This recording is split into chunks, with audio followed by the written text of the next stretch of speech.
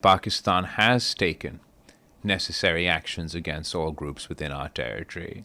We continue to face challenges up until this day, but we're combating terrorism on all fronts.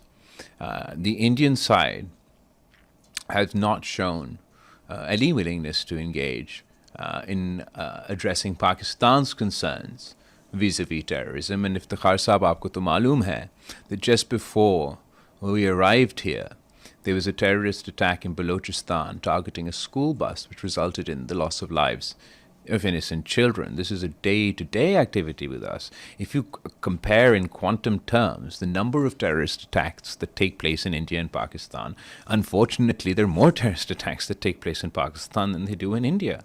If you compare the number of victims to terrorism both in Pakistan and in India, there are more Pakistanis that are killed by terrorists than Indians that are killed by terrorists. But ultimately the fact of the matter is, above and beyond this accusation and counter-accusation and this finger-pointing, what actually will be more effective would be if Pakistan and India were to work together to combat terrorism. I am completely confident that if ISI and RAW sat down and worked together to fight these forces, we would see a significant decrease in terrorism both within India and Pakistan. At the moment, Pakistan is willing to put all cards on the table. We're saying, let's talk about terrorism. Let's talk about Kashmir. Let's talk about water. Let's make peace.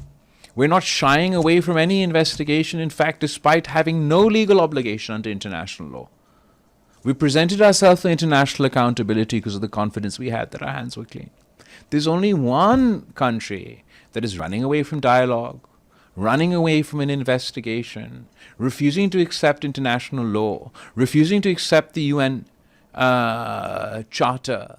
So either we decide that the UN Charter doesn't apply, international law doesn't apply, and therefore it no longer applies to Pakistan and it no longer applies to India, and we'll do as we might. Or those of us who do believe in international law will continue to insist that no, we will abide by this international law, but all parties must also abide by this international law, whether it comes to the issue of Kashmir, whether it comes to the issue of terrorism, and most recently, importantly, whether it comes to the issue of the Indus Water Treaty.